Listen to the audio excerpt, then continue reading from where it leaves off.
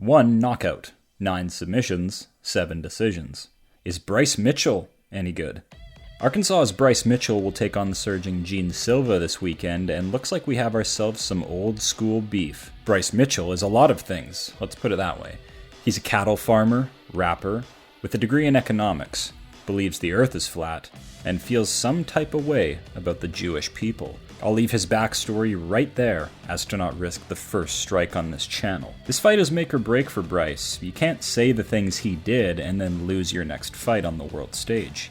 The aura loss will be catastrophic, but I will always be a fan of Bryce for punishing Kron Gracie for all the sus shit he pulls in that cage. The thing is, this is a career-altering fight he's got on his hands.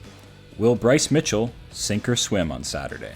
Let's find out and look at fight style, strengths and weaknesses, as well as a deep dive into his fighting career. Bryce Mitchell, a psycho grappler with farmer strength. Strengths are proficient wrestler, psycho bred, underrated movement. Weaknesses, low output, low power. Bryce Mitchell wins by assaulting you with a wrestling heavy attack.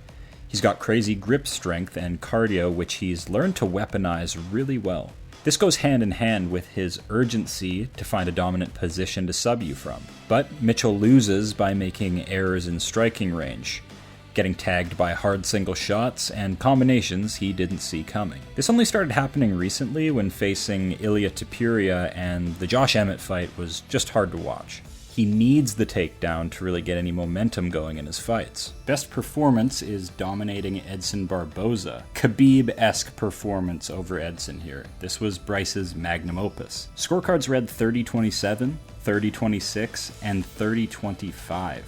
Clean sweep domination from Bryce.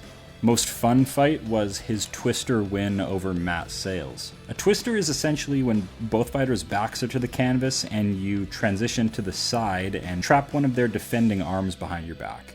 Then crank their head towards your own to force a tap. They are extremely rare in competitive MMA, and Bryce has one to his name. Notable wins, Dan Ige. I have mixed feelings about this decision, but that doesn't make Bryce's efforts here any less impressive. In a world where damage should play more of an impact in the final decision rather than control, I feel like Ige probably should have won this fight. Not many people have what it takes to beat Chepe Mariscal. An elevation-trained judoka with fast hands, Bryce got this win outside the UFC, and it's aging wonderfully. And his masterclass against Edson Barboza. He proved he's of the ilk of the sport's top grapplers. Notable losses, Ilia Topuria. Now, Bryce should get credit for this showing, even though he was ultimately finished. He showed Ilia can be solved with lateral movement, kicking, and blending in takedowns. We aren't knocking points for this. It's still one of Ilia's toughest fights to date. Now, his loss to Josh Emmett was horrible. I don't know what went so horribly wrong in preparation, or if it's just the style matchup, but Bryce didn't land a single strike or get a takedown and was brutally knocked out. This was a shutout for Josh Emmett. It couldn't have gone any worse than this. It's these types of losses that either level up a fighter or break them completely. But Bryce has already notched a bounce back, so I'm not too worried about it. But it was against Kron Gracie, who isn't even an MMA fighter. He butt scoots around the cage and has no hands, so I'm putting very little stock into that win. Striking accuracy, 60%. Strikes landed per minute, 2.3. Bryce has such a good land rate because most of these strikes are coming from once he's on top of his opponent. Strikes absorbed per minute, 1.5. This is the nice low number that you want to see on a grappler. Takedown average, 3.3. Nice. Submission average, 1.4. That's good. Takedown accuracy, 43%. Strike defense, 60%.